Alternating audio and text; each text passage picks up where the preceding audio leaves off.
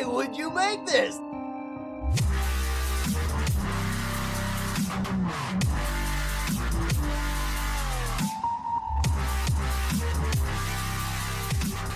Hello, everyone. Welcome and thank you for listening. This is Why Would You Make This Season 3, The Asylum Years. The only podcast to maybe finally have figured it out after all this time and has found a pleasant way to make you ask the question, why would you make this?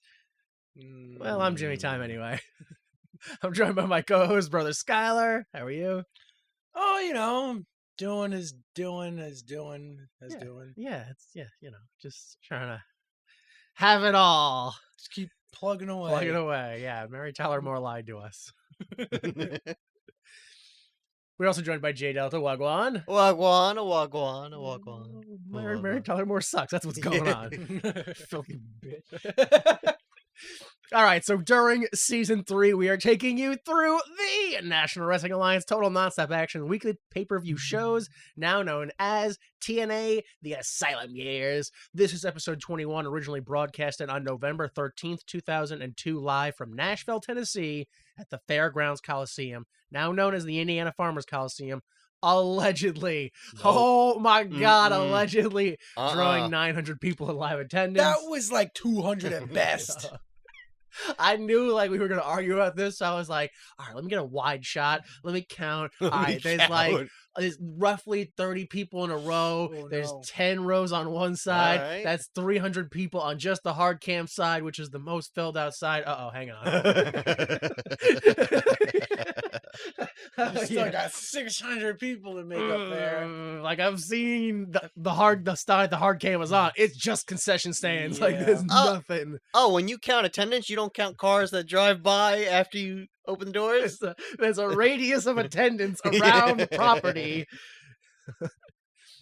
Also, we count squirrels and birds that land on the property. That's one, count it. That's it, yeah. I think there's a family of raccoons in the attic. That's like 6.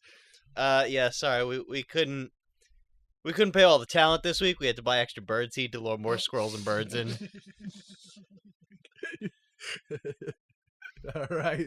As per usual, episode 20 left us confused about the direction of the company and the motives of the characters. So let's try to explain why we are the way we are with our crazy past. I'm going to get that going. Well, the prospect is here. Wait a minute. What happened that got you so crazy? All right, first in the women's division, originally inspired and then re-inspired by Ron the Truth Killings, member of the no longer possibly defunct tag team, the Rainbow Express, and Miss TNA, Bruce, has a standing open challenge for the crown of Miss TNA, and he has now made his tag partner and possible boyfriend, Lenny, the Miss TNA runner-up, as far as that storyline has gone. Yeah. Oh my God, I forgot about all of that. This episode does not follow anything from the past. No. And then also my own personal storyline I'm adding in here, which is for 20 consistent weeks, TNA has failed to book Athena despite the crowd showing clear signs of interest in her. Next is the tag division. 8 weeks later, Wildcat Chris Harris and Cowboy James Storm are now known as America's Most Wanted AMW, and they are still both undefeated and the NWA World Tag Team Champions. Won those titles on the 13th show. Which brings us to many people seem to have a personal vendetta against Cowboy James Storm and Wildcat Chris Harris. And while we do not know why, this tag team no longer has issues and they aren't going to take any more shit. Storyline over. He still has the guns though, right? But they know they don't care. They're not taking any shit. Nobody cares. We're just fighting boys now. And finally, in the tag division, week after week, the Harris brothers, Ron and Don, can't seem to agree. Which one are you? I want to be Ron now. Why can't one of us just be John? We all remember what happened to John. The rules are the rules in the Harris family. Next in the X division, after a 20-minute match, Jerry Lynn is your new TNA X Division champion. The second time? Yeah. Third time? Second, third? Second. I think it's second. Yeah. Which, of course, brings us to Glory Hog, Disrespectful Pervert, or Simple Disagreement. After 20 weeks, it was both clear and not clear what was going on between Jerry Lynn and everyone. And I'm sure now that he's champion, it's not really going to stop. So let's just forget the whole thing. Move on. Man, it's like Big Show over here, flip-flopping and being a face and a heel, depending on, like, how the moon phase is that week. Depends how filled my guts are with peanut butter that week. I'm feeling angry because It's not about heels or faces. It's about putting in the work, eating your peanut butter and jelly sandwiches, and Sleeping in your car. sleeping in your car. All right, finally in the World Division, your NWA Heavyweight Champion Ron the Truth Killings is fighting against clear racial discrimination in the NWA TNA, and no one, including the audience, seems to care. Also, he's begun rapping again, but he hasn't been around for 3 weeks now or something like Yeah, that. where is Oh, he? yeah. Well, there's a man in a white hood, like, running out and beating him up every second. I know. Nobody's doing anything. And apparently they're just, like, firing security members, so, like, nobody's being security. Actually, I think the last match he technically had was not even on screen. They're like, oh yeah, and by the way, last weekend Ron Killings defended his title. Oh, God. All right, next, while it's not very clear what the B or G stand for, BG James has come to TNA to help his family and his friends, and they are also here to help him. Next, the as of yet unidentified Mr. Wrestling 3 has begun harassing Ron the Truth Killings during his matches for the past 5 weeks. But now, maybe Mr. Wrestling 3 is working with Ron Killings. What? Or, as unlikely as it may be, maybe Ron the Truth Killings, or excuse me, Mr. Wrestling 3 is Jeff Jarrett. Highly unlikely, but possible. I don't think so. All right, next, Grandmaster, Jerry's Kid, not Jerry's Kid, the puppet, the human yo-yo, the human hot dog, Lonely, the unhinged, the crisis actor, the unfocused.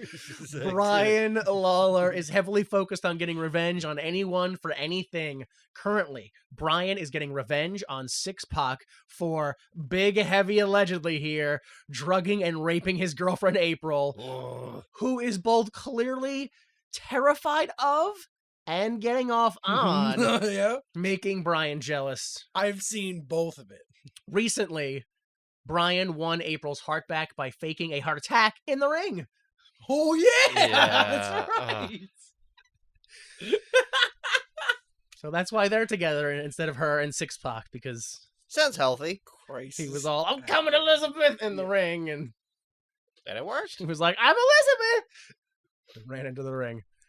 All right, finally in the World Division, Jeff Jarrett will not be screwed over again like he already has been by Jackie Fargo, BG James, NWA President Jim Miller, Kurt Hennig twice, Brian Lawler twice, country music singer Toby Keith twice, NWA Authority figure Ricky the Dragon Steamboat twice, Scott Hall twice, NWA Authority figure Bullet Bob Armstrong 3 times, NWA Vice President Bill Barons 3 times, James Mitchell and the New Church, and the Tennessee Titans. And then, oh my goodness. 21 of screw-ins. Hey, what episode are we on? Also, allegedly, maybe, possibly, he's attempted to kill Jackie Fargo, Tempted. Jim Miller, Todd Allegedly. Stone, Bullet Bob Armstrong, BG James, Kurt Hennig, Bill Barons twice, Scott Hall twice, and the entire NWA TNA security team several times.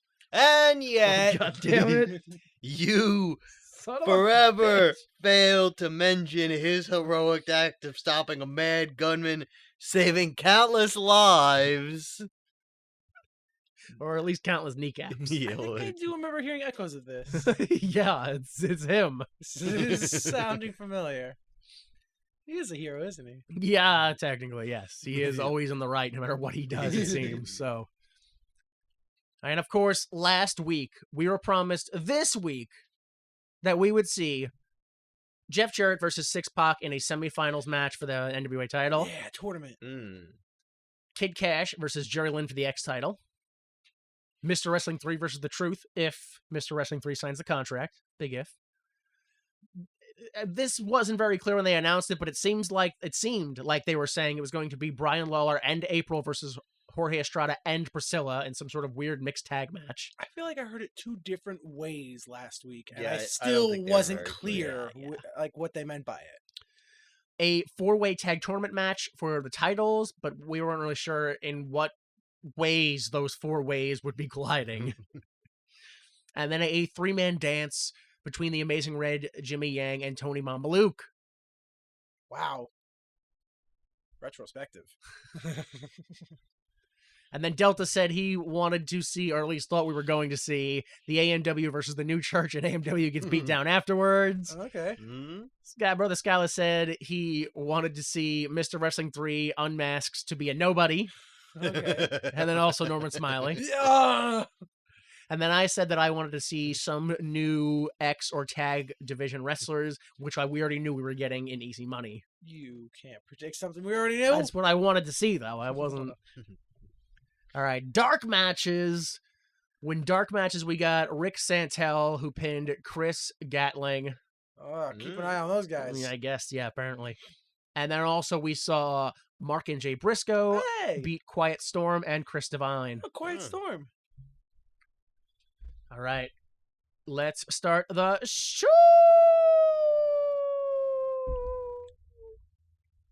Amazing. Oh, no, I'm sorry. Yeah,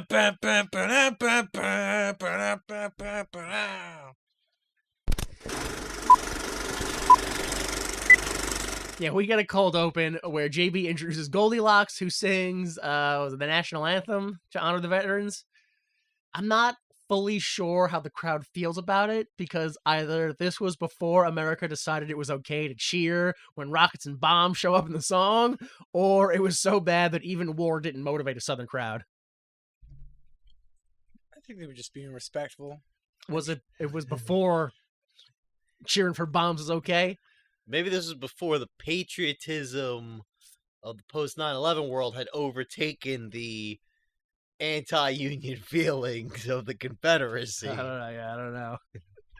All right, well, that went on for a minute and 50 seconds, and then we open the show. Tanae welcomes us as we scan the crowd, but the first thing I see is not a sign. It's an Alf puppet. It's Alf! It's Alf. He's back in puppet form.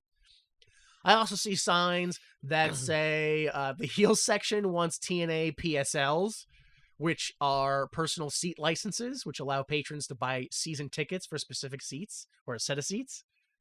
So they're saying we want season tickets. Okay. Stop making us wait in line every week to buy tickets. Like, I'm here. I'm already So they're actually protesting with that song. I'm Yes. trying to give you my money, and you do not want it. Yep. The same people who said, "Where's our shirts?" They Jeez. really want to give away their money. And then right as we go to the announce table, we see a third sign for Athena, which of course includes the Hire Athena signs, where 12 people are holding each letter. 12 people who like Athena. What is she gonna do though? Who is she gonna fight? And they gotta hire other women. I mean, they already do. They got April doing whatever she's doing, and Priscilla. Like, they're all there. Bruce? Yes. Bruce, that's the thing. Yeah. Like- all right. Well, not like a thing. I didn't mean like anyway.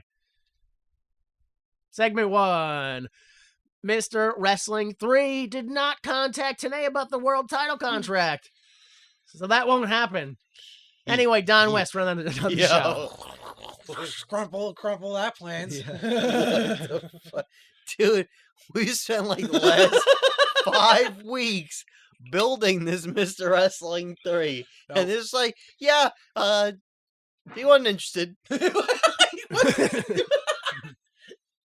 He said no.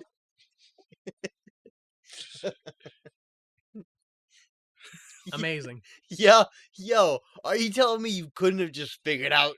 All right, the original plan's gone with the original one. Let's just figure out who's the new Mr. Nah, just forget it. I can't. That's like right now they're doing a thing in AEW where like Jade got her title stolen and now Nyla Rose is like, it's my title. Ha, I'm a champion now. And that'd be like Jade finally getting her title match and be like, nah, I'm gonna go home and watch a movie with my daughter. Bye. Like, wait, what? We've been pushing this thing. Nah, I'm over it. Nah, I don't want it anymore. Yeah, I'm bored with this now. Yeah. Oh, man. walking around without it, like, it kind of freed up some of my shoulder pain and, like, my back so much lighter. I don't want the damn thing. I realized I'm a complete person without the title. Come on. Complete spiritual My awakening. therapist has never seen a greater breakthrough. Yeah, I've experienced personal growth. I'm sorry.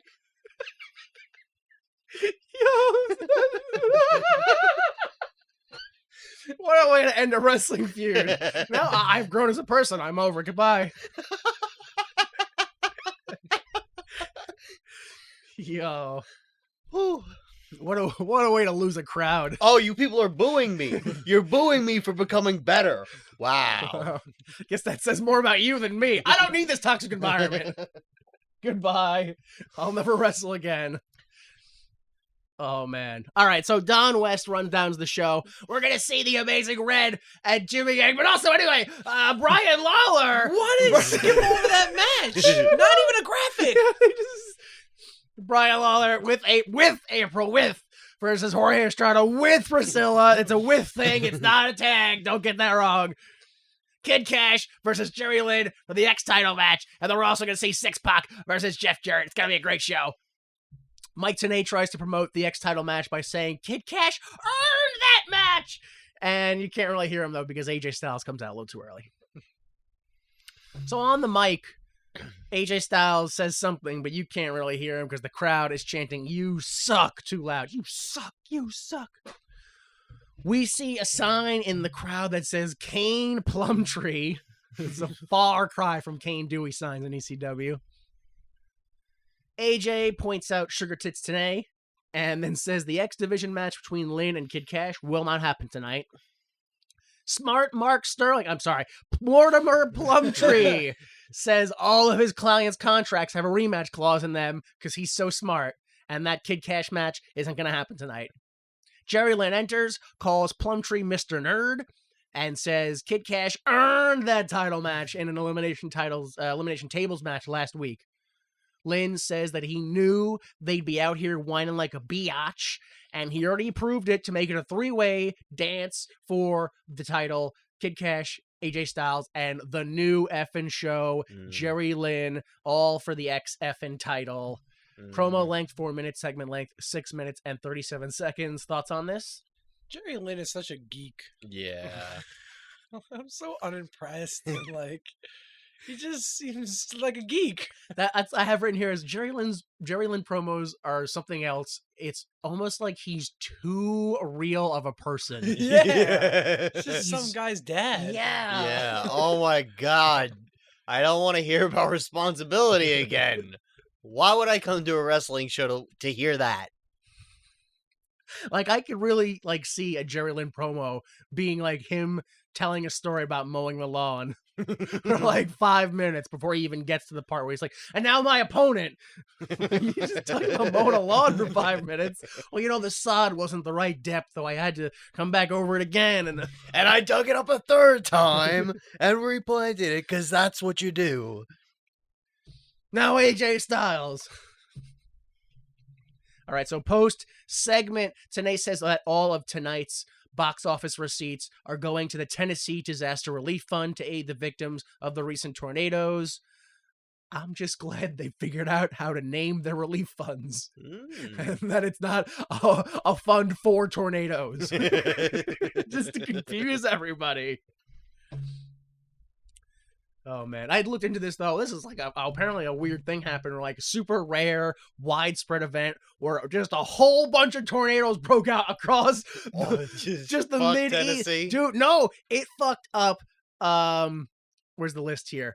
Arkansas, Georgia, Illinois, Indiana, Kentucky, Louisiana, Missouri, Ohio, Pennsylvania, South Carolina, and Tennessee. It was 36 hours of straight tornadoes just popping up and just fucking up shit. Yeah. It caused apparently $160 million of damage. That's the government right there. Yo. Some sort of science experiment. Well, yeah, obviously. Oh, It's a weather weather control? changing machine. Clearly, that's why they got it out of here. They had to clip it out. The government was like, listen, no. Okay, segment 2. Tony Mamaluke versus Easy Money. TNA says that when WCW closed down, a lot of people were negatively affected. But no one was more negatively affected than Easy Money. The Why? single biggest screwing. Because he was an up and coming rookie who was on the cusp of being a really well known wrestler. He was gonna have a great match at the pay-per-view, and then it all shut down. I don't remember this guy at all. No, I I remember know. AJ I don't. Styles. Well, he had a different name. He's had like 3 different names, so you can't remember him. Okay. So the match starts with some quick chaining, which ramps up when Easy Money is sent to the mat on his back, and then Mama Luke runs off the ropes, and then Easy Money rolls on his back and uses his legs to give Mama Luke a super high flapjack Into an ass bump. into a hard ass bump. Easy Money is tossed to the outside to catch for a suicide dive. That's followed by Tony Mama Luke coming off the top rope to the outside, but he gets hit with a drop kick by Easy Money. Dude. Yeah, what? This drop kick, man. What? It's life changing. This is a bad drop kick. Oh yeah. Yo. Why? It's just so crisply done. Yeah, I Yeah. have written down picture perfect Yeah. drop kick anti-air. And then It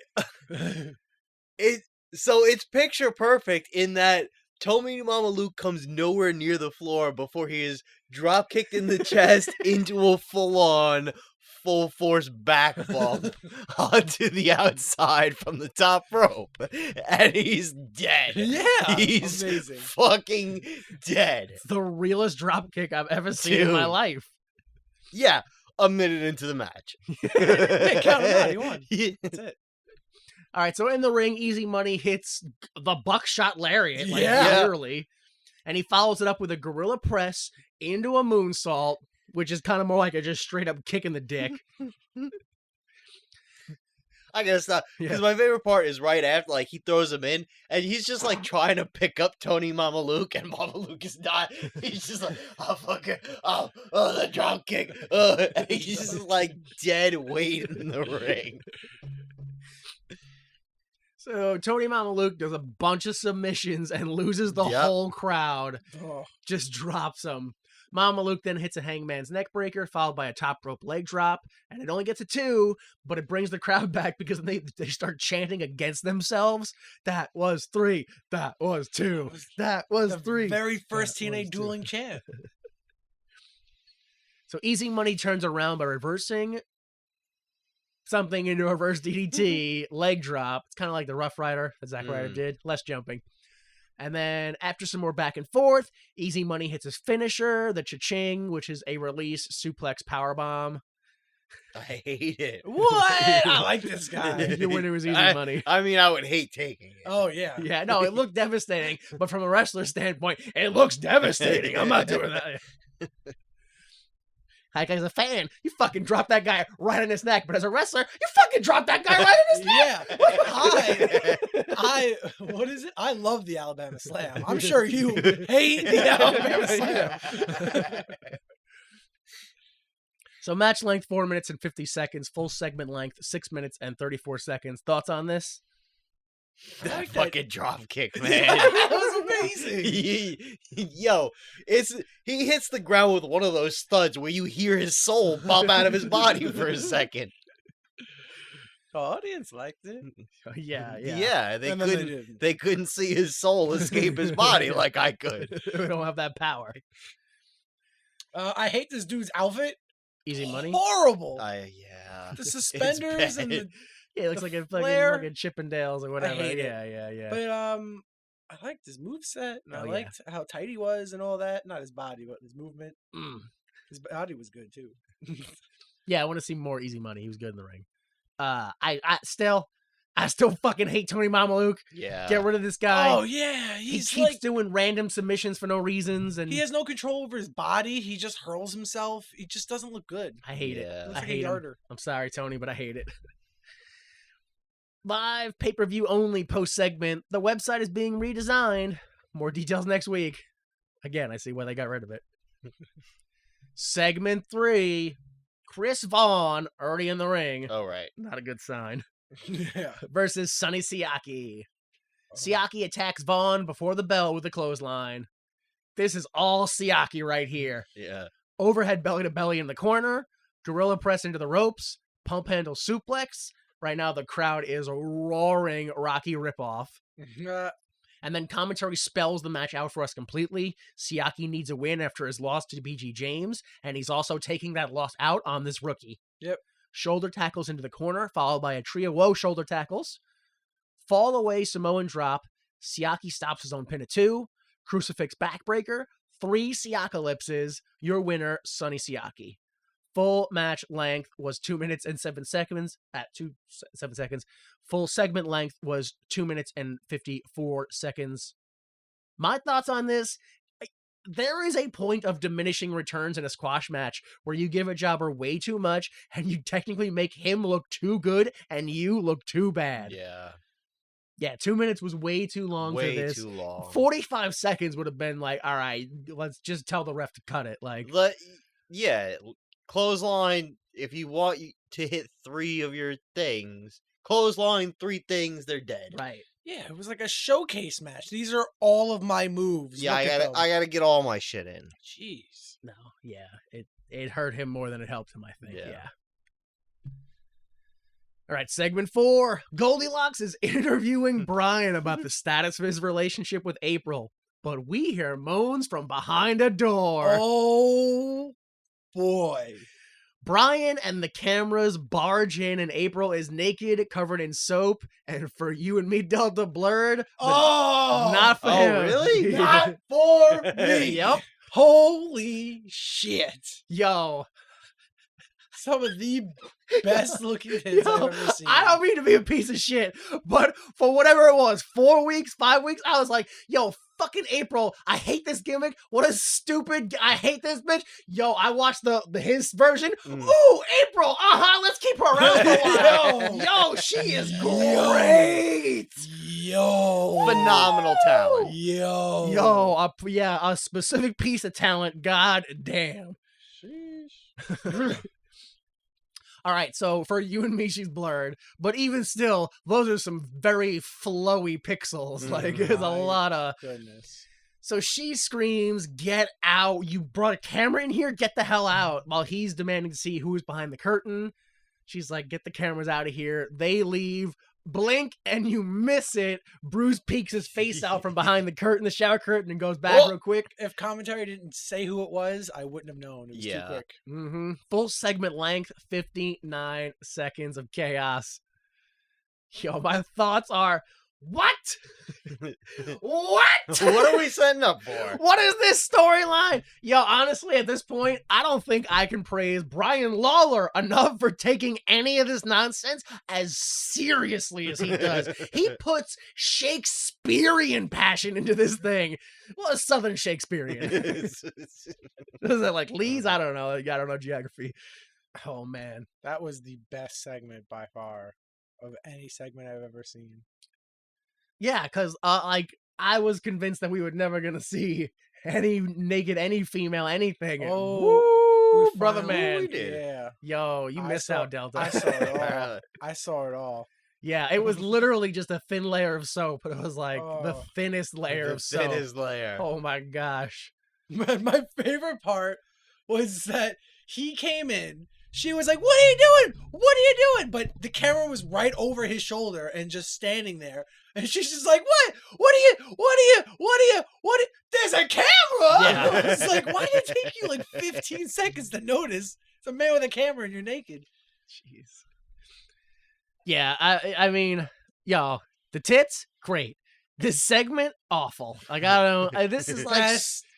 Best segment I've No, ever. but this is like some weird like French clown comedy that I don't get, where like the man walks into the wind and then his hat falls off, but like his hat is his girlfriend's tits. I don't know, man. I don't understand what any of this is for. Yeah, I don't get it. All right, I'm not smelly or oppressed enough. It's just not me. But why Bruce? But, like, I don't get it. That's what I'm talking about. I don't get the comedy. Like, wouldn't it be funny if the guy who we think might be a girl is also with the girl who's sleeping with? She's like, sleeping with everyone, anyone, even the gay even guy. the guy who's not even into girls. So, like, it's just, If this were real. Bro, that makes double, because remember the whole time he was wrestling, he's like, ew, I gotta put my hands on their bodies to move them, to pin that. That's so gross. Now he's in the shower. And now he's in the shower.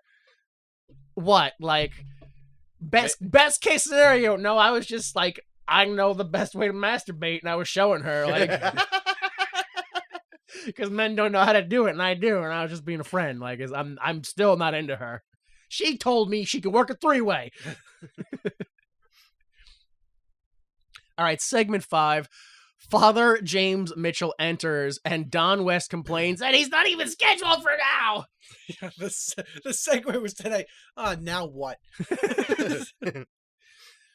So Father Mitchell says, people are talking about pro wrestling versus sports entertainment, but the new church is neither. We are evil. The crowd chants evil. Mitchell continues that evil is constant and it has many forms and faces. Here's the new face of evil, Belladonna. Out comes, honestly, a slut. It's just a woman who's at the best possibly way she can depicting a slut. Like, just a porn star who can't fuck. Like, Okay. she's just constantly rubbing on like, she clearly is in heat. Like, just deep heat. She came out, did like a sensual dance front way facing the camera. Yep. And then when she kind of thought she was done, she was like, oh wait, my backside, I have to show that too. Yeah. And then did that and then face forward. Yes, that was so awkward. It was kind of like that was her only cue and she almost missed it. Like, it was like she came out, like, did a dance, and then, like, somebody in her ear was like, show your ass. And she turned around real quick, showed her ass, and turned back around. I was like, what was that? And then, now, and now my weapon of mass destruction, Malice! And then Malice comes out. Malice attacks his opponent before the bell with clubs. Don West says that people have been asking all week, where's Malice? I haven't. When's Malice gonna show up? Yes! Does anyone know how much time will be passing before Malice arrives? Outside of the ring, Malice uses a chair, the guardrails, and the steps. When Malice throws his nameless opponent into the guardrail near, like, the commentary table in JB, I swear there is a pile of cigarette butts under the fans. Like, it is an alarming amount. We are like a half hour into this show. It sincerely looks like if 2 men were smoking cigarettes, they have already smoked 5 packs. Like, it was there, either that or someone swept up the arena and stopped there and just walked away from it. Like, It's the good old days, baby. Doors opened at 1 p.m. and with 3 packs in. man. You paid me to sweep, not to pick up. Like, he's got you. Damn union rules. All right, so in the ring, Malice goes strong style and tells Chaos, that's his opponent's name, to hit him in the chest, and then he takes Chaos out with a clothesline. The crowd is chanting evil for almost the entire match. Overhead belly to belly, big boot, choke slam. Malice breaks up his own pin, goes for a top rope, and then hits a knee drop for the 3. Your winner, Malice. James Mitchell's promo, 2 minutes and 5 seconds. Match length, 2 minutes and 58 seconds. 3 minutes. Full segment length, 6 minutes, 30 seconds. Your thoughts? He's not as sloppy anymore. He's getting a little cleaner. It was just bad booking having squash match after squash match. Yeah. 2 in a row. Yeah. And this one felt too long, too. Yeah, it wasn't really effective that way. And he doesn't need to be jumping off the top rope, doing a knee For drop a knee drop. No. to a jobber. Yeah. Yeah. You could bust that out in a big match, but like, what do you? I don't get it. That was like, for me, it was like, Matt was like, my weapon of mass destruction, Malice, and I was like, ah! And then the match happened, and I was like, oh, right, Malice. He's getting there, but not I quite forgot. yet. And then I also wanted to point out that, I don't know if you guys remember, vaguely, episode 10, going a while back here, episode 10, Ron Harris and Brian Lee versus the Not Yet AMW. Mm-hmm. Harris and Lee lose the match because Lee starts fighting with a suspiciously large fan. Yeah. Yeah. Same guy. The fan Chaos. and Chaos, same guy. Got it. That's who they were. I saw him. I was like, I know that guy from somewhere. That's who it was. Yes. Plant all along. All right. Get ready. because this is the last time that we see chaos in an NWA TNA ring. Never would have guessed it. Right? No. Dang. Technically, he does later return to the B show, NWA TNA Explosion, Oh. under the name Joey Idol. So, All right. you know, just for the one match, though. So. Good for him. Yeah. Live pay-per-view only, post-segment. NWA Wildside is going to be in Georgia with David Young. Okay. Okay. And at the Hard Rock Cafe in Honolulu, Hawaii, where Jorge Estrada defends his unseen North American title. Good for him. Going to Hawaii. Like, yeah. In the cafe. That's In that. the Hard Rock Well, Cafe. like they don't have a church there or something, so that's their Knights of Columbus. Yeah, they have a stage. They have the a Hard Rock room. Cafe? Yeah, they have like a room, like a stage. Yeah. I think I went there once and it was like at Disneyland, so I have no idea. All right, segment 6. Flying Elvis Jorge Estrada with Priscilla versus Brian Lawler with April. Okay. I didn't ask. I don't know. Yeah. Why is he still a flying Elvis? I know. Dude, 4 episodes ago, wasn't he going to hold tryouts for like more Elvis members? Oh, yeah, what happened to What that? happened? That never went anywhere. We never saw like he held the tryouts. They all sucked. No, I can't take any of them. And he's the North American champion. He's doing a lot of side things that we never see. Right. It's like, I'm doing it. Don't worry about it, though. I'm busy. So as Estrada comes out, Tenay basically says that he's more interested in what's going on between April and Brian than he is in the match between Brian and Estrada. Which, I mean, yeah, because I don't know why this match is happening. So on the mic, Brian asks the crowd, "Why are you laughing and snickering? Oh, my What was on the video?" Off mic, April swears it was nothing. Brian is happy with this. Okay, and promo. Good enough. He's just like baby feeding this gimmick. I hate it. He's so bad. He has so much of like a Miz mentality. I just can't. He's unwatchable for me at this point. Yikes. All right, Harsh so words.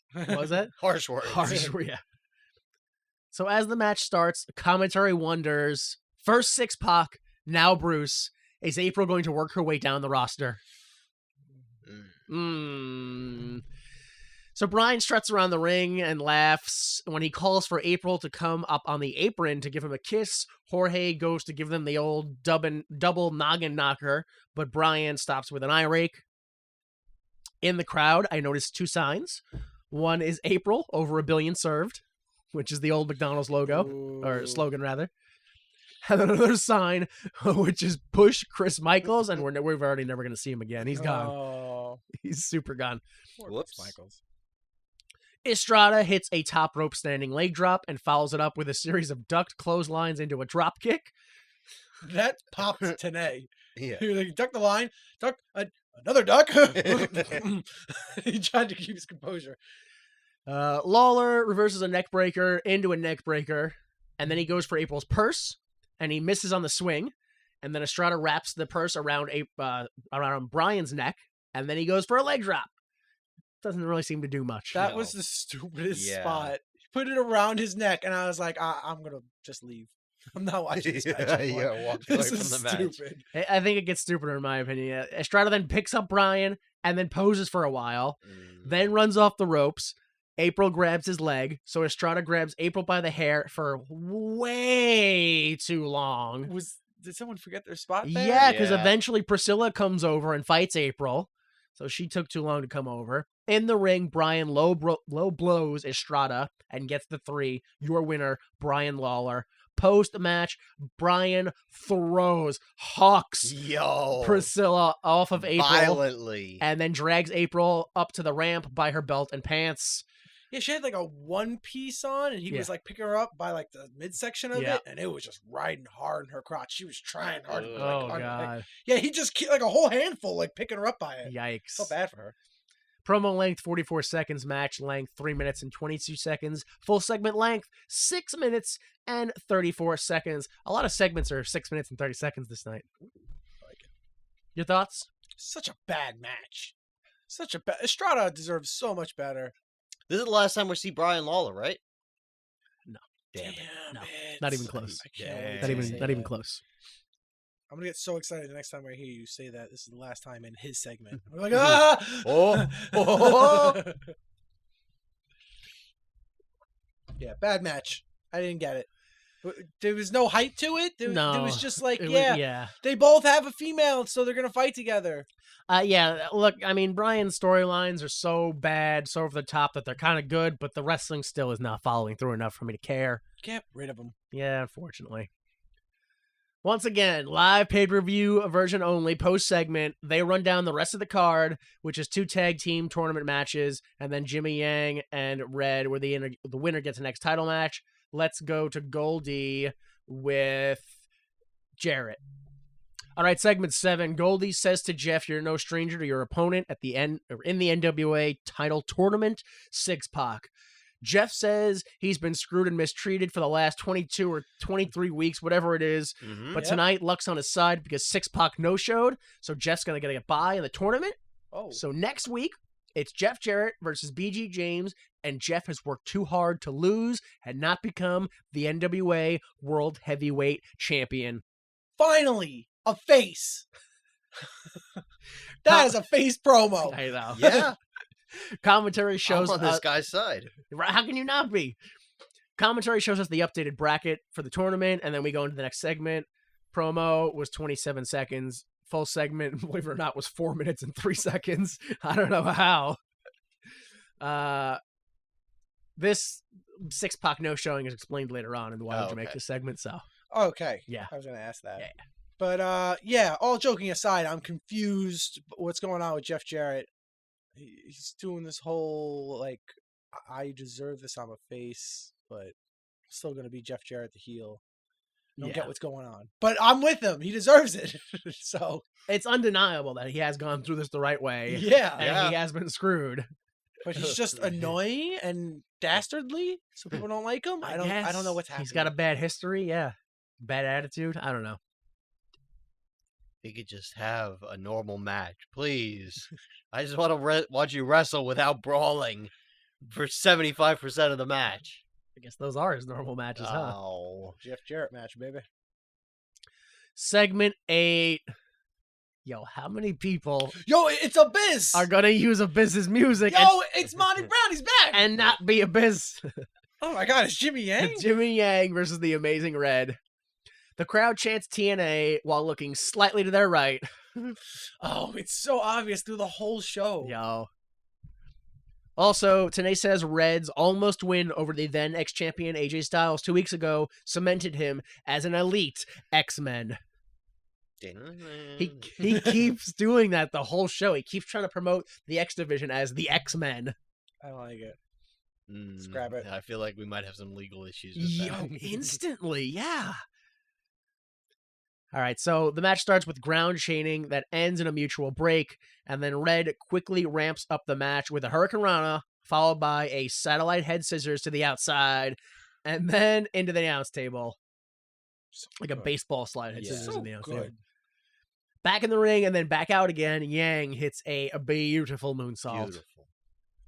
Wes says, kind of harping on him at this point, Wes says Yang might be the ex-champion if he would stay in TNA and stop going on all those trips.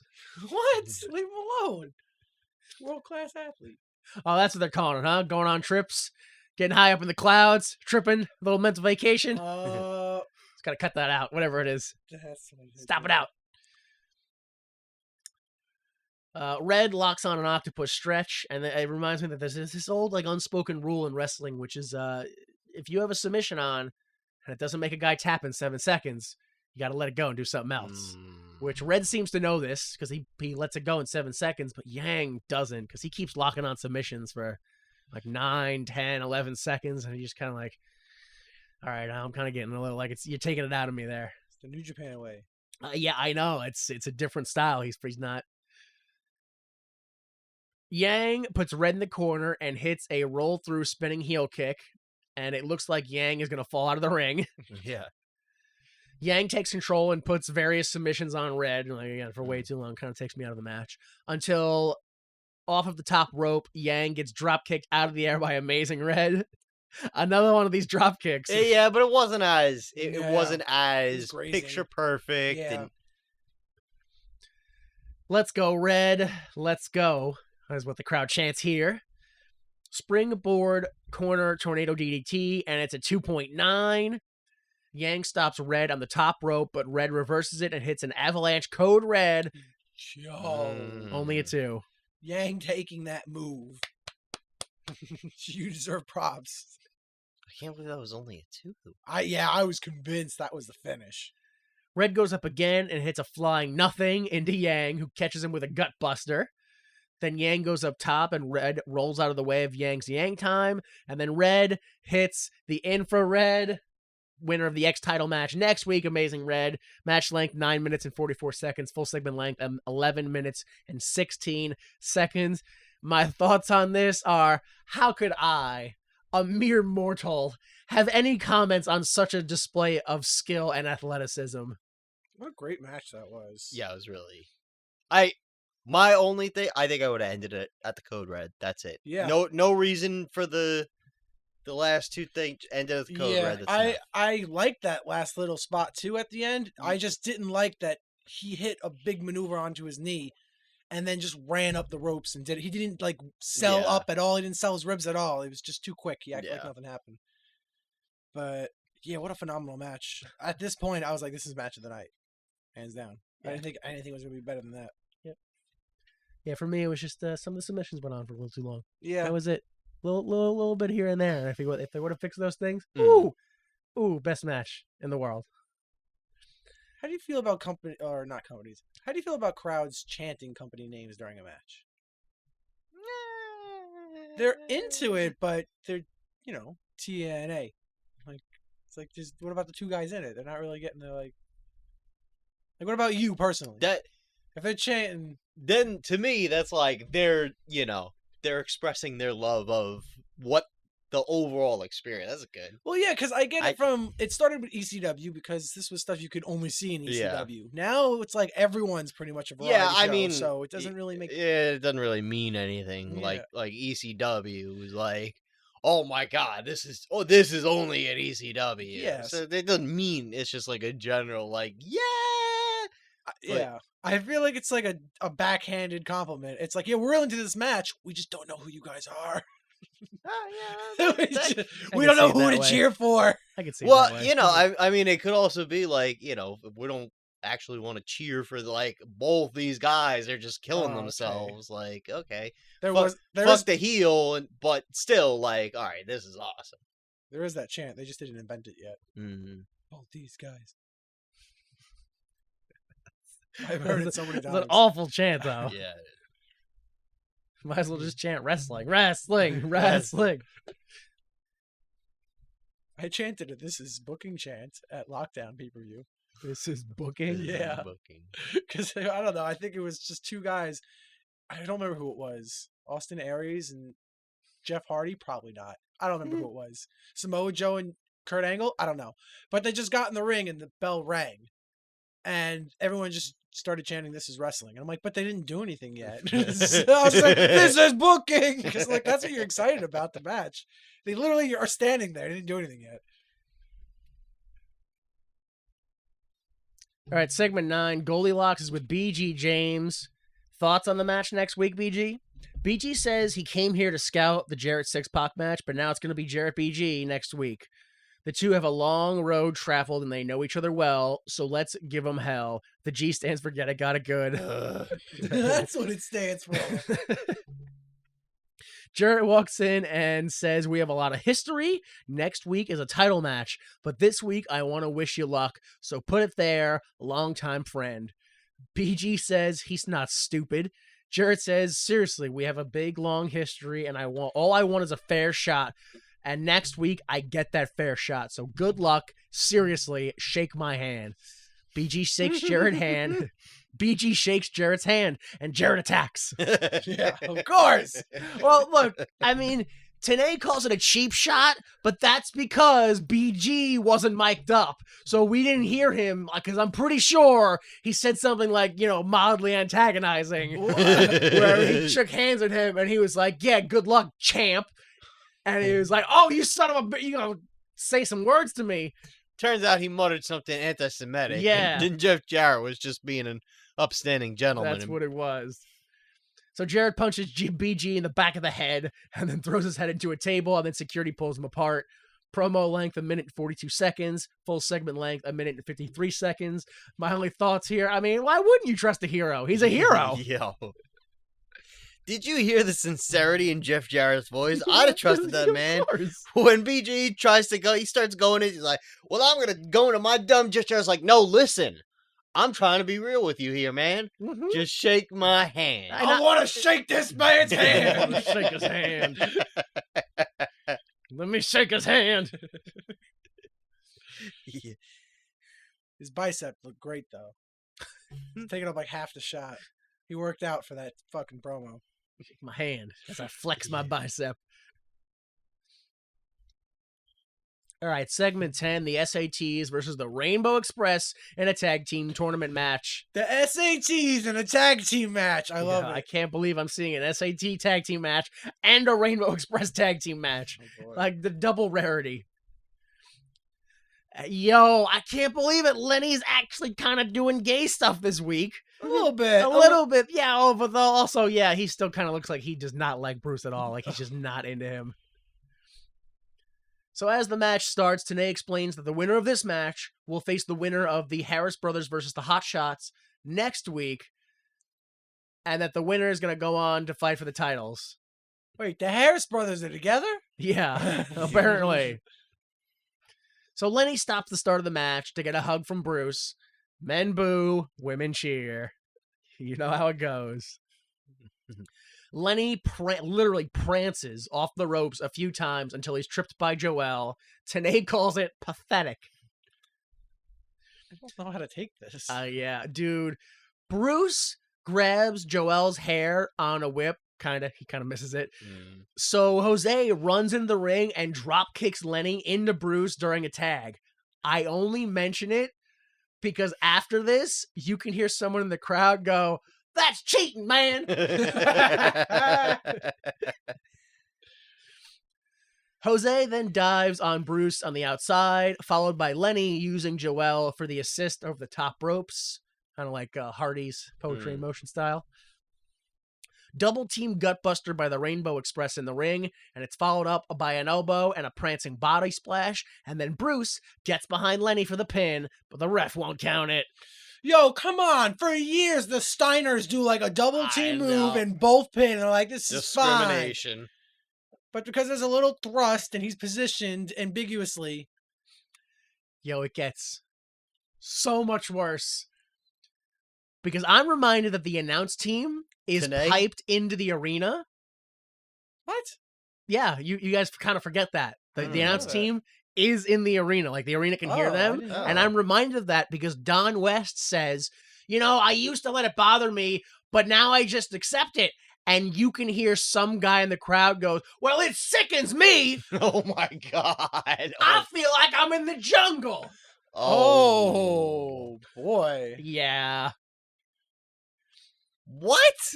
What does that mean? And I say that, of course, because I exclusively did gay stuff in the jungles of Vietnam when I served there. Aggressively and often. But I'm not there now, and I don't want to be reminded of it. Jeez. Damn you, Rainbow Express, for reminding me of the willing and necessary things that men do in war. And necessary. It's not gay if it's war. All is fair in love and war. I didn't know they went together, though. Yeah. No, it's not love and war. It's Lovin War. Love and war. Yeah. Oh, it's a Lovin' it's War a in Lovin' War Vietnam? because it's all the same thing. Is that what happened over there? It was a Lovin' love and war? Yeah. I made it worse. Yeah. I'm glad I could make Vietnam worse for everybody. Yeah. Love and war. It's a Lovin' War. I'm glad. Yeah. Loving war is hell, boys. Yeah, that makes it even worse. That's what Grandpa always meant by that fucking war. Oh.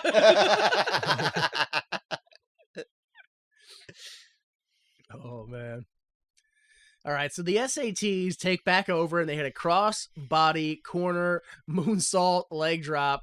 No, sorry, not a cross body. They hit it's like an event omega. They hit a cross corner moonsault combination leg drop. That's what it is. And then Lenny breaks up the pin. Yo. Once again, the crowd's garbage. Cause I hear a woman shout like she's calling her dog. Damn homo! Wow. Wow. Damn homo! So angry. Where is that dog? Damn homo! Get over here, damn homo!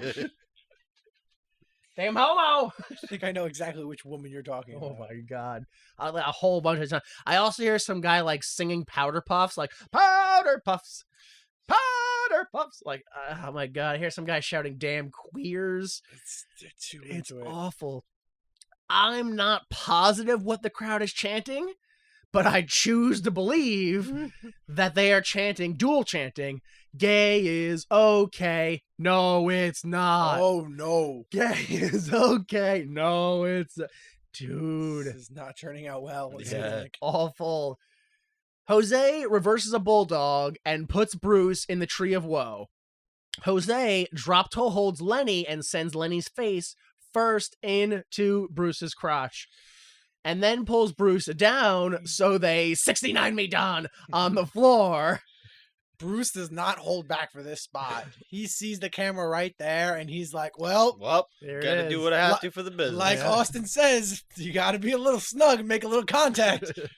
So And then Jose puts his foot on Bruce's head and rams Bruce's head into Lenny's crotch and taint over and over and over again you see it. Yeah. as the crowd chants SATs.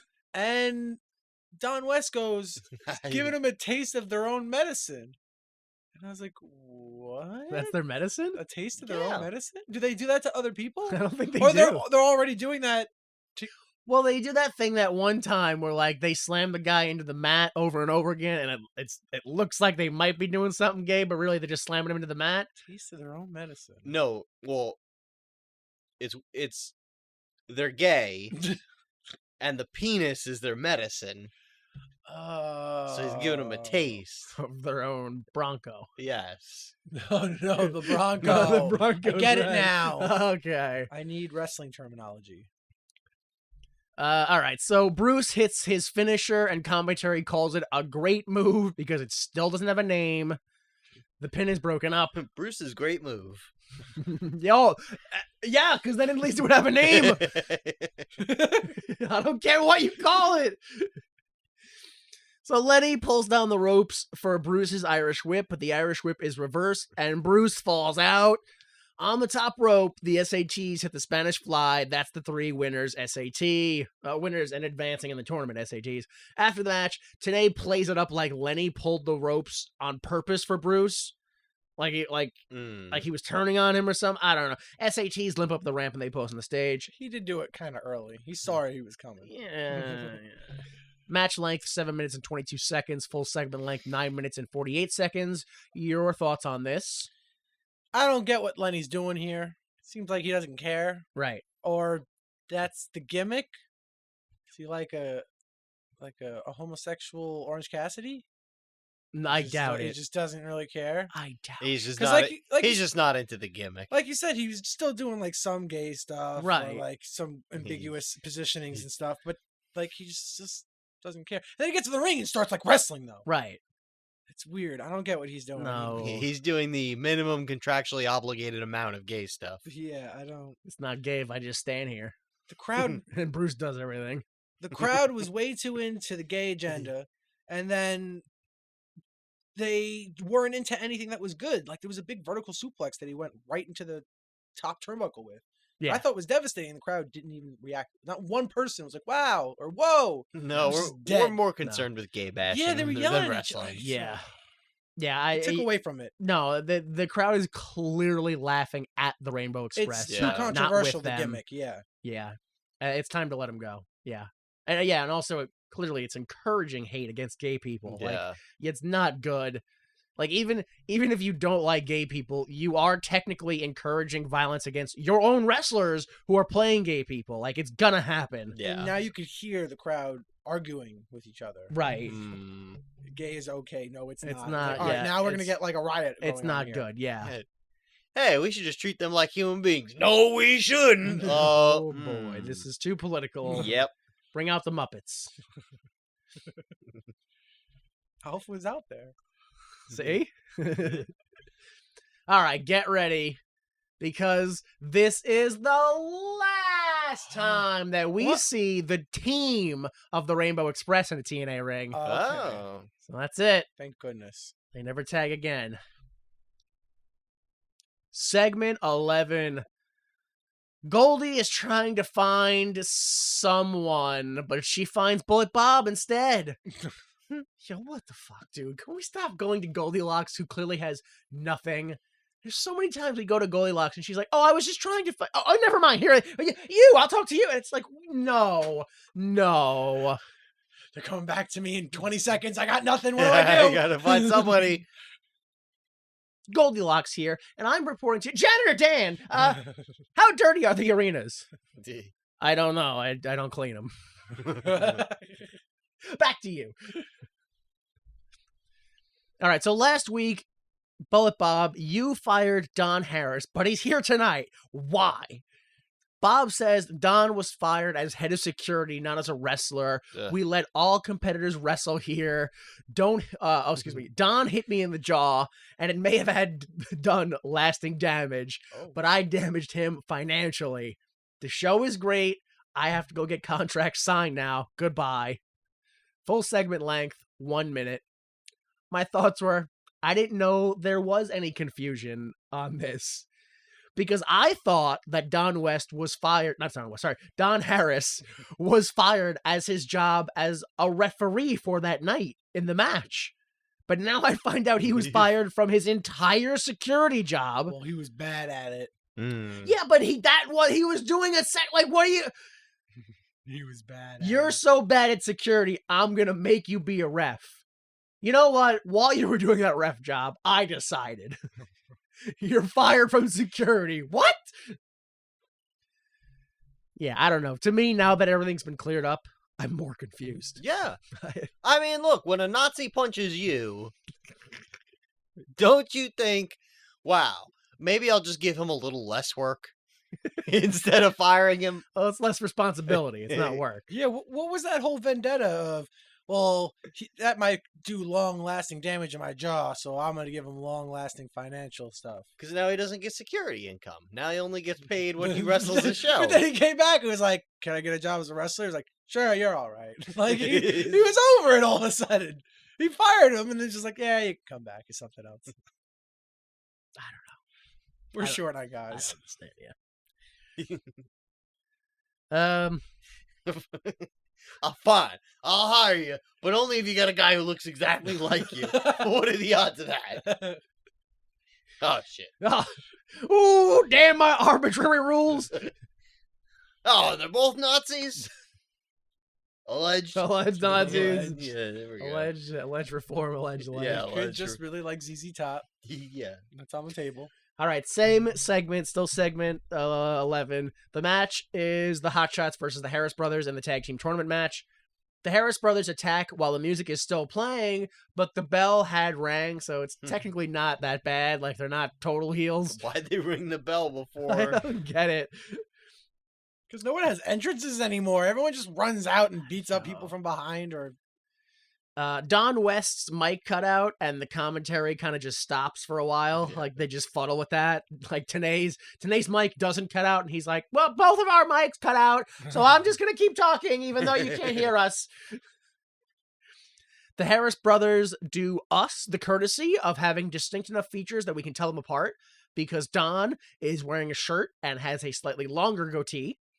Goodness. So now you know.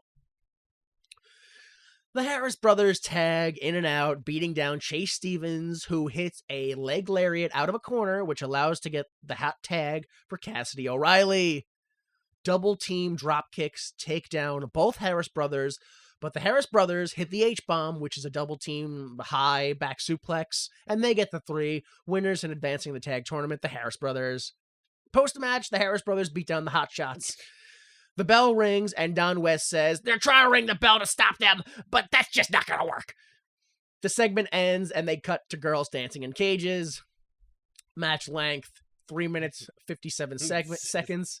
Post-match segment, 40 seconds. Full segment, 6 minutes. Thoughts? Send out security to stop them. Who's the security? Oh, we fired him. He's out there. He's doing the beating this time. Whoops. I thought it was surprisingly good for the short match that it It was was. all right. Yeah. Yeah, the Hotshots were trying really hard to keep up with the Harris brothers aggressively. Well, yeah, I mean, that's the Harris brothers were like, fuck these young guys. Oh yeah, it was very Yeah. noticeable. They were No. giving them like the APA treatment. Yeah. They were beating them down. Oh, yeah, just a couple of good old Nazis. Yeah, see, that's like, yo... Okay, fine. They're not Nazis. What, like, whatever. That's a gimmick. It's not what fucking whatever. We let all wrestlers wrestle here. Fine. Okay. Also, they're not good wrestlers. Yeah. So I don't know what when They're you not say. good wrestlers, and they want to take liberties with the younger guys. The one in the singlet is the one that works the most, and he's decent. But the other one just throws potatoes and his body into people. Bro, Oh, doesn't that's care. Gron. That's that's what Kron? Yeah, that's Gron. That's Oh, Gron. Gron. Yeah, that's Gron Harris. He's the extra mean Well, no, one. it wouldn't be a GR. It would just be Gon Harris. Gon. Oh no, it's John Harris. He found a loophole. Oh, that son of a bitch. We said no Johns, and this guy found out the other pronunciation for the G. Yeah, but dude, their finisher's trash. Like Just the the back double body back, drop. Why yeah. not just do like a double choke slam or a power bomb? Like, like you're gonna make them bump any. If you're gonna bump for your own finisher, like at least do a better one. It I don't seems know. fun. I want to take it. Dude, I don't. And then the hot shots, like, dude, a hot shot is like an important or like a really exceptional person. They're not exceptional. They're No. completely average. Like it, you know, like all the. It was funny to me, like, 'cause I was like watching these guys wrestle. I'm like, what even is a hot shot? Like, I don't even get it anymore. I gotta look this up to see, like, maybe I'm wrong. And I look it up, and it's like, oh, a really important and special person. I'm like, wait a minute. What were police talking about in all those dramas? Like, damn, this hotshot rookie. Like, what? Were they complaining about, damn, this really good rookie coming into the station? Yeah. And making me, yo, Showing me up. police have been the villains the whole time. Like, even in their own dramas, they're like, oh, look at this kid knowing all the rules. Just showing up, doing the law the right way. Hot shot. I guess that's the same thing here, though. These hotshots. Damn these young, good wrestlers. I hate them, but they're not good. No. They're not good. They're not like the police hotshot rookies where they're like, oh, the guy's getting away. And you turn the corner and the rookie's already got him tied up. And you're like, how did you get here, rookie? No, it's the other one where the guy's getting away and you turn the corner and the rookie's tied up. And you're like, what the fuck? It's Hot Shots, the National Lampoon's Hot Shots. Hotshots part duh. Yeah. I keep grabbing that junk. It is that movie, yeah. Yeah, and then on top of all of it, the match was heel versus heel. So just, Yeah. Yeah. All right, moving on. Segment 13. BG James comes out to the ring and once again comments, he's not even scheduled right now. Oh my God. On the mic, BG says, Jeff Jarrett fooled me once. Shame on me. Fool me 500 times. I'm a friggin' idiot. Okay. But you're a piece of shit. Oh, No Whoa. bleep. you got to say that S word. Let's fight now. Jarrett comes out and says, well, I guess you're officially calling me out, but I've worked too damn hard to throw my title shot away, so not tonight. BG says, oh, you want to talk official? You're officially a pussy. So's your dad. So's your mom. And Jarrett's like, all right, well, now I got to fight you. Armstrong comes out with a referee and says, this is official. This is now the tournament match right now this week. Oh, but, no. Okay. But the line was he kept calling them all a pussy.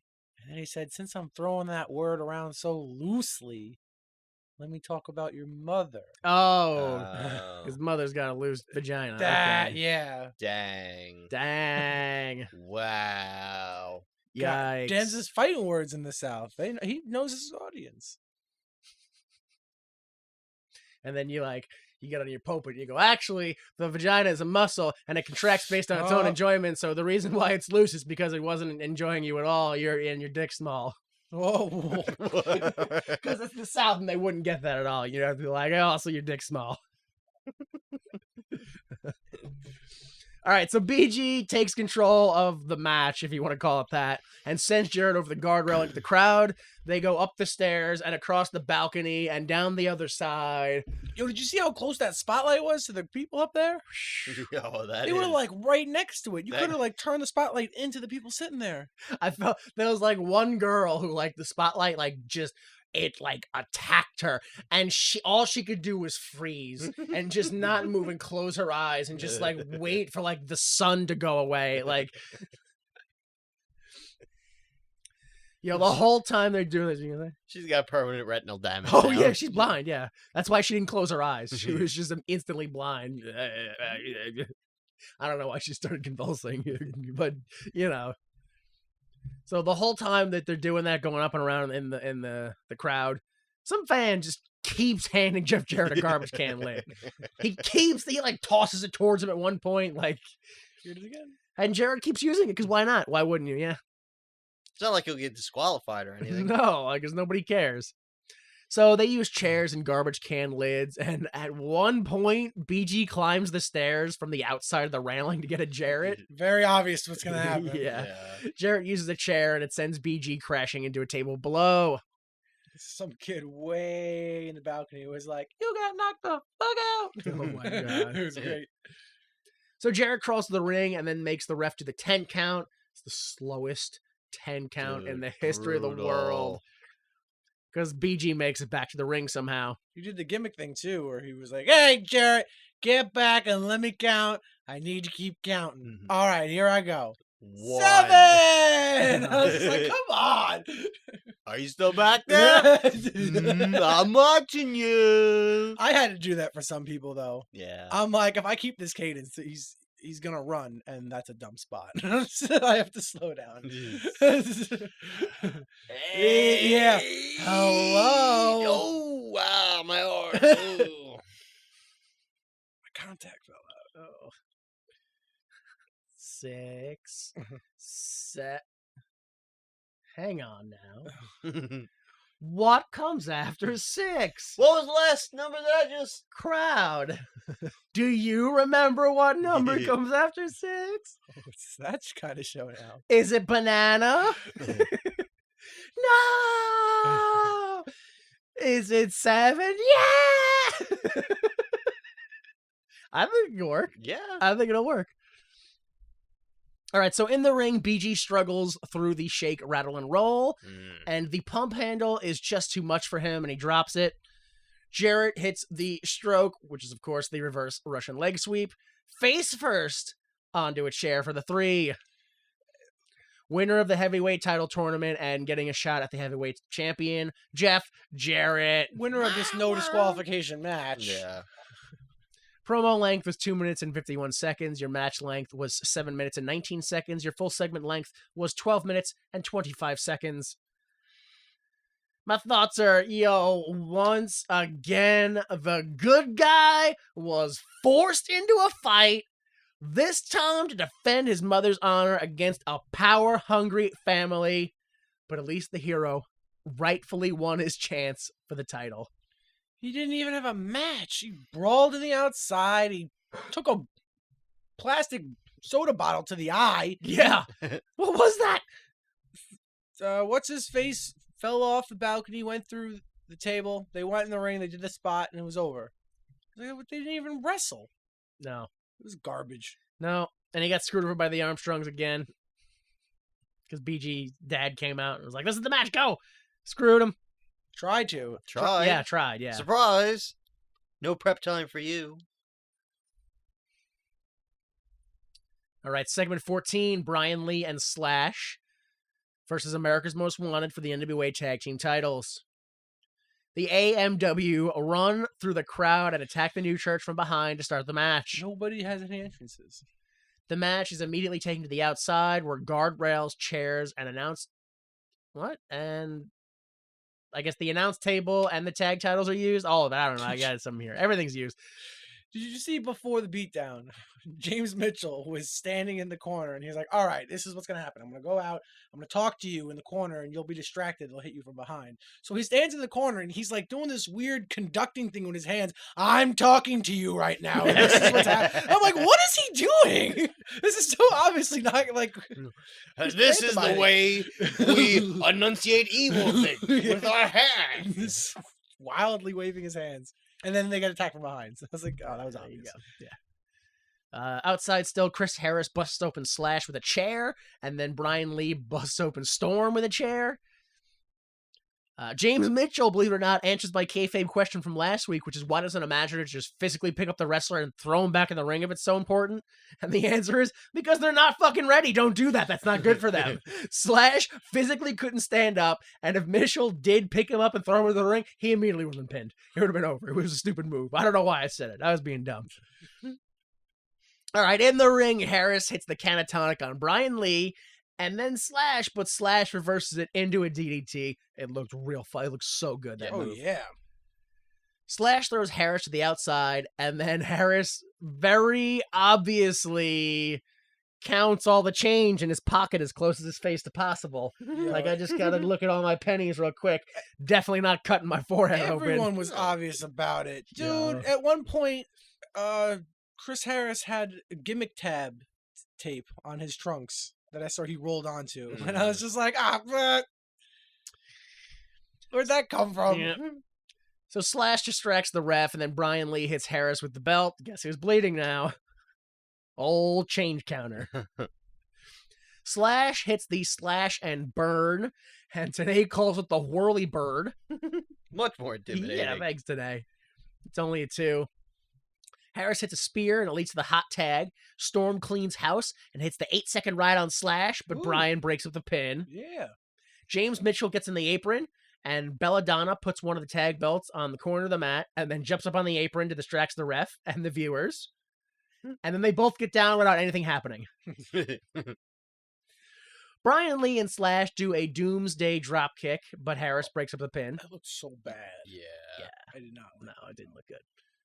Storm hits like a half tornado reverse DDT off the second rope. And then Mitchell jumps on the apron to distract the ref. And then Belladonna kicks Slash the belt and distracts the ref again. Same segment as before. Now's the time for it.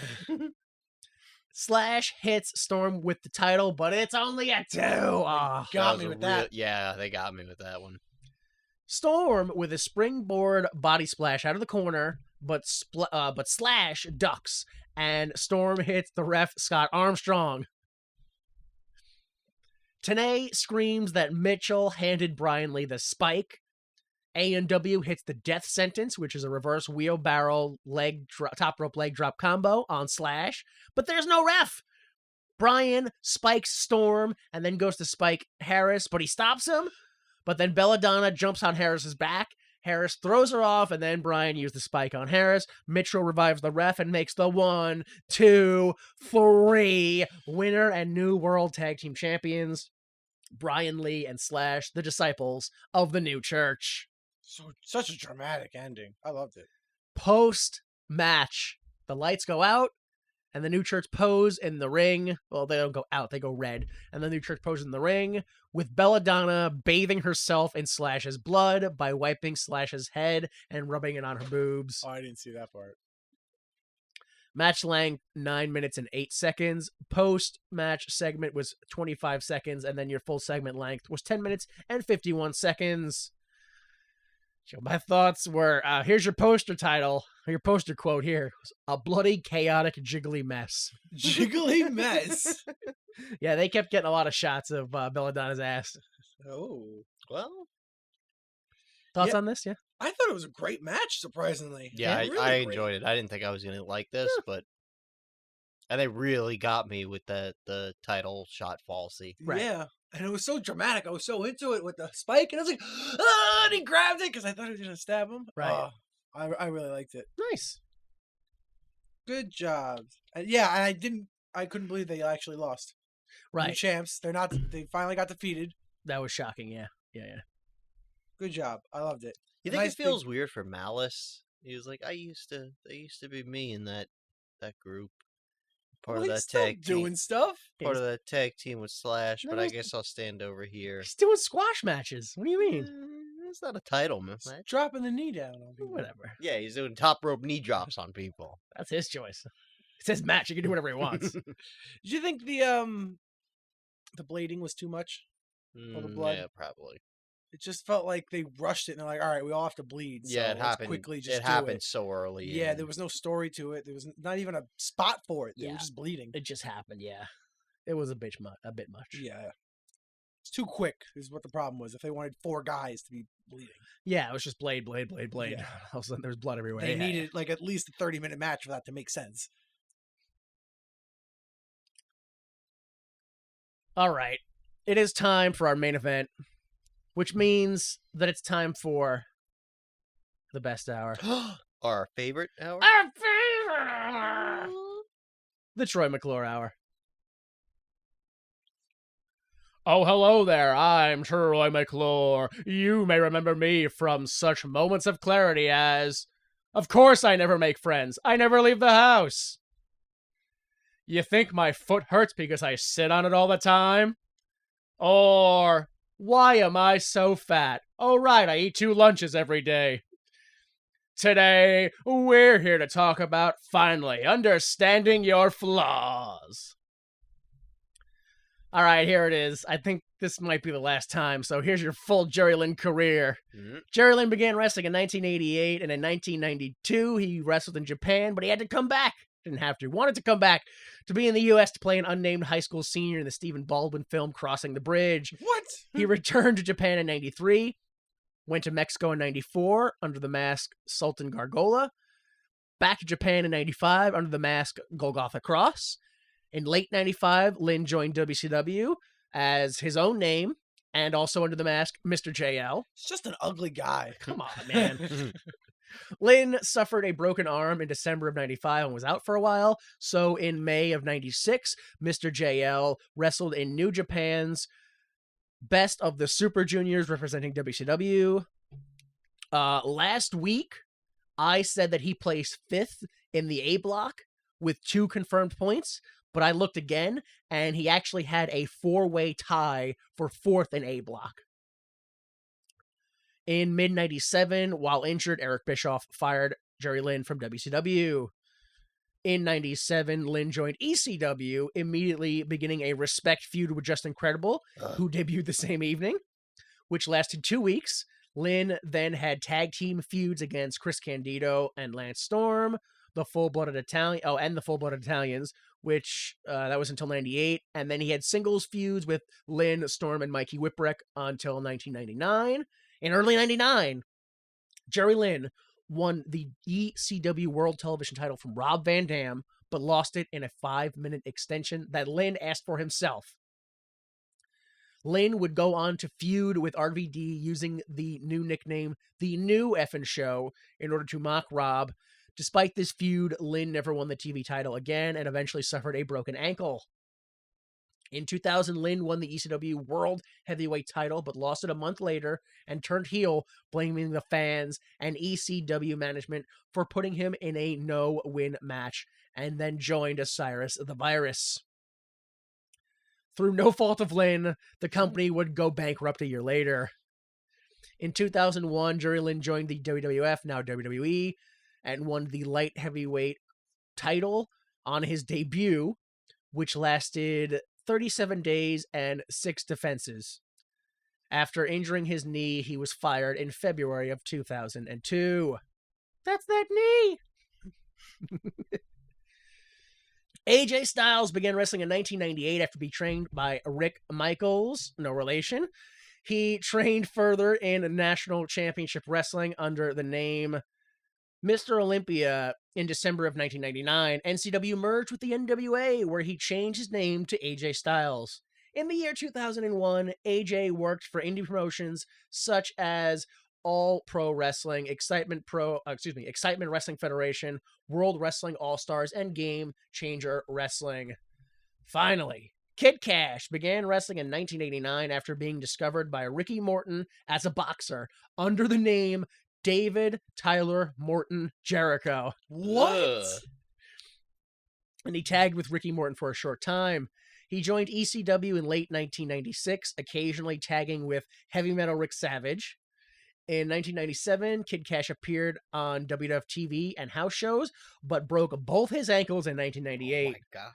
He returned to ECW in 1999 with the name Kid Cash due to his resemblance to musician Kid Rock, and shortly after suffered a legitimate broken jaw at the hands of Bo Dupp, who performed an unplanned frog splash on Kid Cash out of revenge.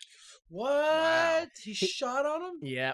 He gained respect of wrestlers and management by wrestling 24 hours after having his jaw wired shut. During his 3 years in ECW, Kid Cash won their television titles and challenged for their world titles. Kid Cash wrestled one match in WCW before it was purchased by WWF and merged with the WWE. And why not? In 2016, he joined MMA and lost his one match in 38 seconds. Well, yeah, he tried. He tried, yeah. Okay, segment 15, the main event. We get a video recap of last week, both the 5-man table match, highlighting Kid Cash's mastery of the Hurricane Rana, and the X-Title match, highlighting the resiliency of both men, being Lynn and Styles. Lynn coming out on top as the new champion, obviously. Kid Cash versus AJ Styles versus Jerry Lynn in a 3-way X Division title match. Yo, put a title on him in the graphic. Right? I need to see it. He don't even write it under his name. How do we know who the champ is? I honestly didn't know. I didn't watch for a while. I was like, what? Who's the champion again? They keep tossing it around. So during the entrances, Tenay highlights that Kid Cash earned that shot, and that AJ Styles has a legal clause, and that also Jerry Lynn is the champ. That's why he's here. Commentary puts over how both Lynn and Cash hate Styles, and they can't wait to fight and double team him as they throw AJ out of the ring and focus on each other. Some bump and feeds lead to Cash and Lynn respecting each other, but AJ hits a springboard double clothesline and sends everyone to the outside.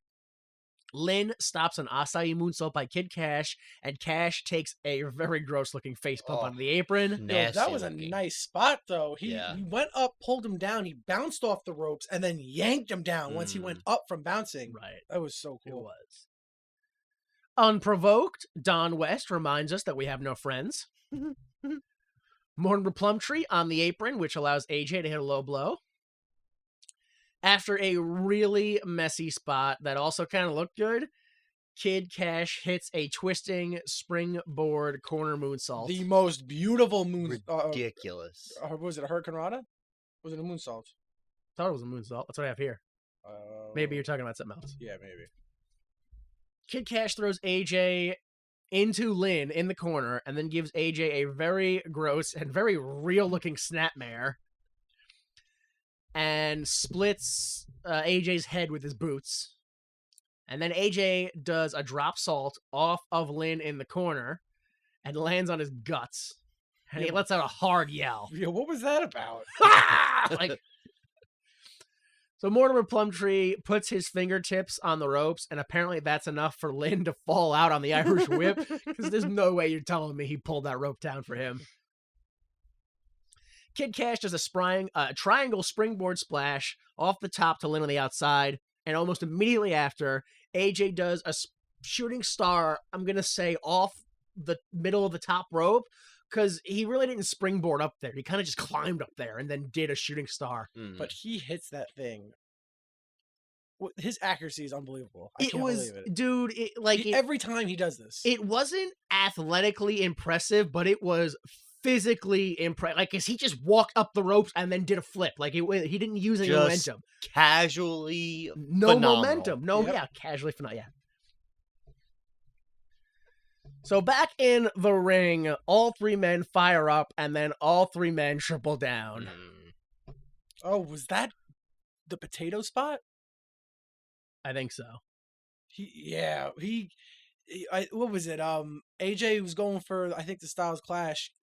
Kid Cash came in, clubbed him from behind, and then AJ turned around.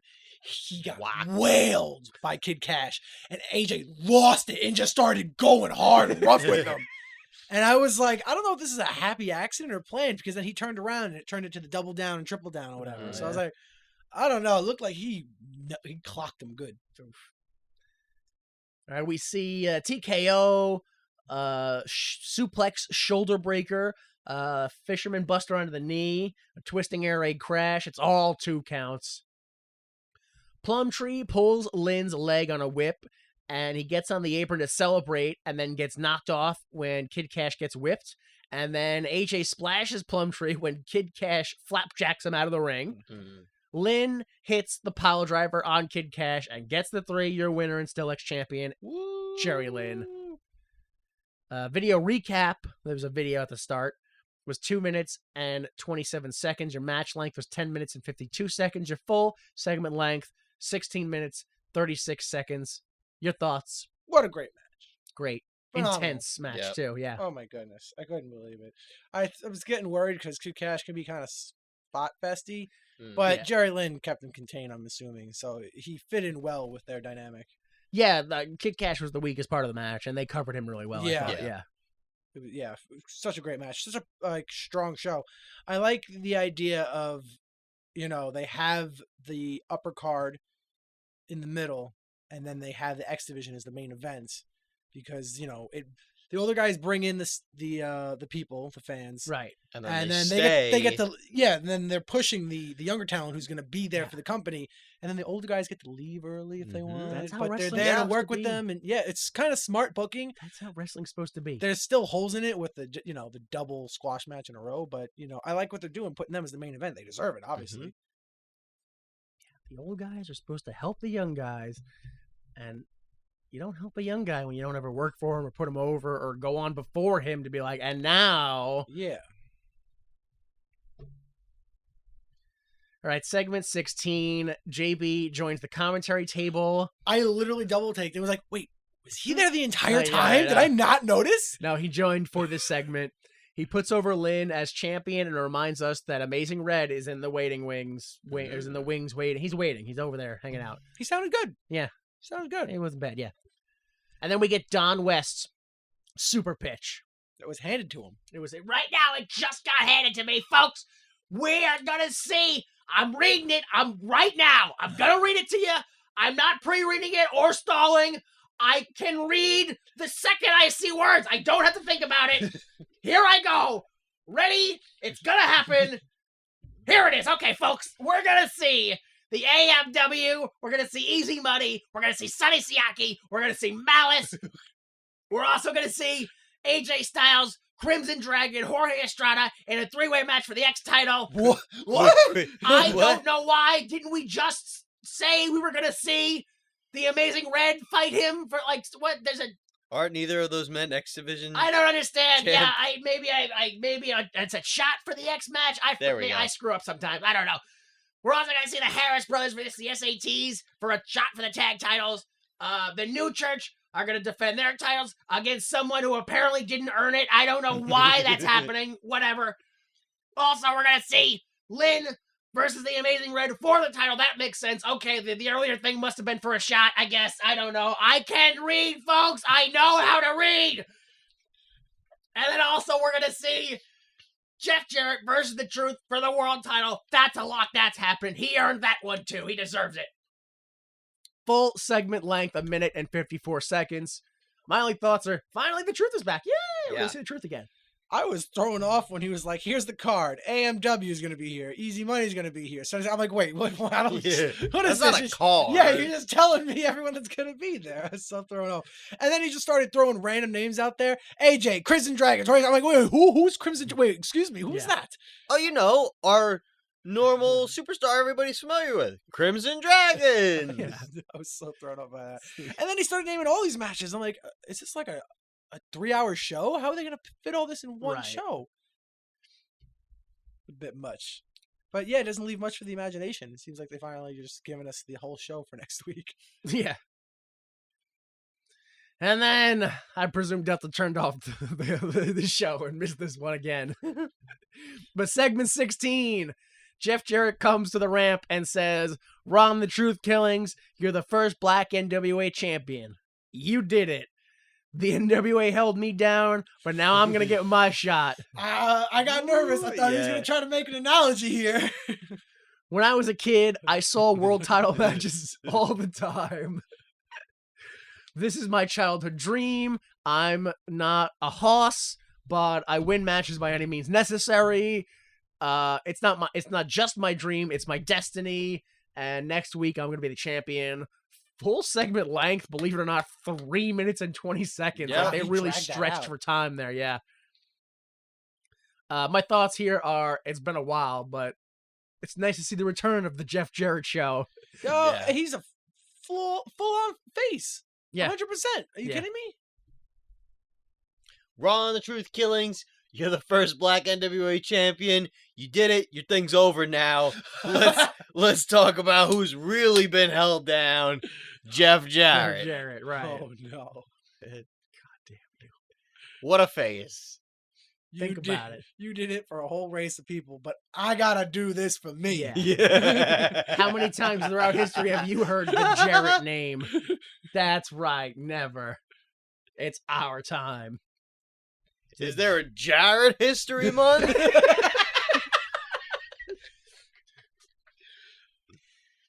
Jesus. All right, yeah. So, Yeah, I'm confused about why they had him come out as the main event oh yeah. to do a face promo after he did a face promo and then proved you can't trust him. He's a heel. And then he came out and did another face Gotta promo. regain his face status, yeah. I don't get it. Gotta keep him on the toes. Keep him guessing. I am guessing. Very confused. I'm very confused, yeah. I'm very confused. Like, who's using that music right now? Is it Monty Brown? Is it Jimmy Yang? It's everybody, yeah. All right. Bell to bell to bell to bell to bell to bell to bell to bell to bell to bell to bell to bell. 1 hour, 5 minutes, and 39 seconds Woo. of wrestling on this hour and 51 minute and 54 second show. All right. My thoughts on this full show was, I'm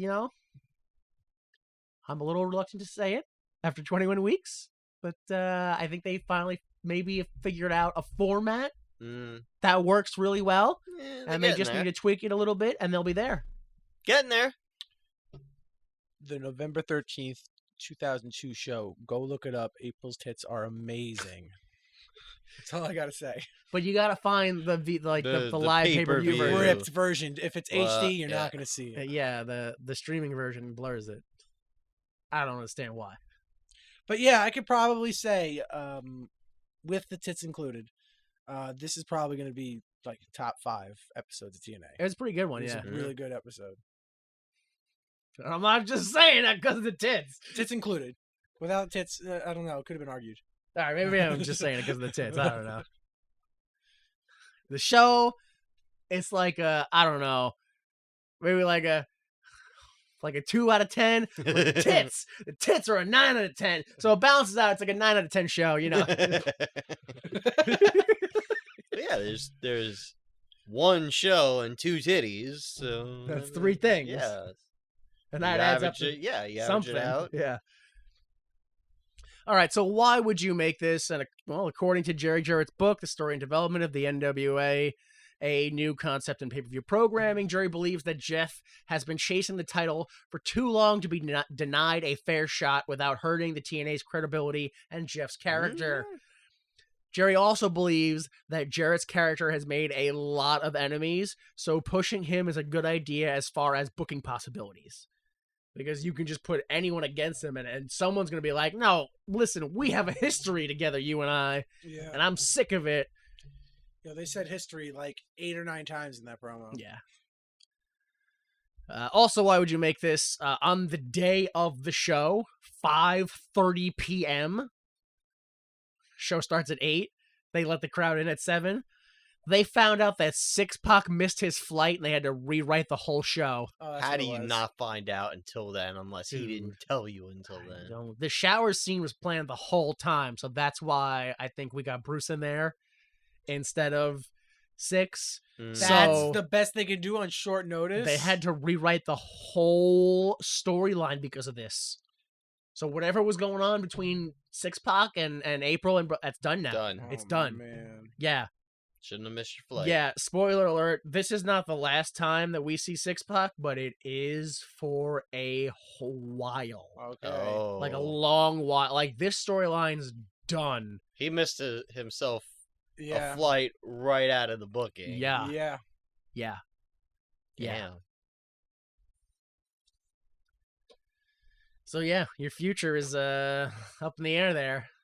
You know, Six Pac said, I'm here, man. I'm here for you. And then all of a sudden he no-shows Yeah. when he's in a major storyline. That's a big deal. Yeah. And he's one of, allegedly, your top stars. right. Yeah. One of your major draws, presumably. All right. Well, I mean, that's it. So guess the card for next show. I mean, I don't really have to. they said what they said, you know, Styles, Crimson Dragon, Estrada in a 3-way match for a shot at the X title. Harris Brothers and the SATs for a shot at the tag titles. New Church in a title match. Lynn and Red in an X title match. Jarrett and Truth in a title match. And also appearances by AMW, Easy Money, Sonny Siaki, and Malice. So, I mean, that's 5 matches announced, and then 5 other guys showing. No, was that 4 other guys showing up? yeah. Like at least 2 of them are in a match, and they're gonna be enhancement matches with those guys. Right. So that's my prediction. What New is your Church. I'm in a sorry. s- What is your prediction? That 2 of them, at least 2 of them, are gonna be in matches, and they're gonna be enhancement matches. The other ones are probably just gonna be in like a segment or something in the back. But All right. there's not enough room on the card for more people than what they announced. All right. Delta, what are you? New Church is gonna have a squash match against some whatevers. Yeah, nothing good's gonna happen. No rematch? Not next week. Well, you can't do it the week after because that's the tag tournament match finale. Yeah, I don't think they're gonna do the rematch. Oh well, that's it. They're just gone. That sucks for them. I mean, AMW will come back, but next week we won't. It won't be the rematch. Malice will be in a squash match against Norman Smiley. No. All right. What? I don't know, man. I think maybe the AMW is gonna ruin the tag title match. Yeah, maybe Okay, running from the AEW. Yeah. during a squash match. All right. So yeah, like New Church squash match. Although I think it's gonna be the opposite of that, where the AMW are gonna ruin a legit title match. And then we're also going to see extra squash matches, which Scholar says. Yeah. One of those squash matches may or may not be Malice versus Norman Smiley. I'd like to, me personally, I'd like to see more Easy Money. And then I would like to either see development in the TNA and the Miss TNA crown, or just scrap it altogether. Like it physically gets destroyed on camera. Bring in Athena to take it. Just a way. Like I'm going to take this to my house now. It's over. I'm gonna take it off screen where you'll never see it again, just like me. All right. So join us for that if you'd like.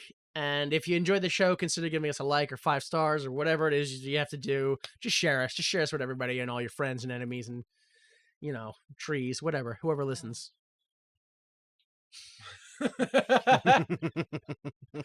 Subscribe to the YouTube. Me Need a Money. We have a Patreon. Patreon.com/WWYMT. We are /WWYMT on most websites like Facebook and Twitter and I don't know, Instagram or something like that.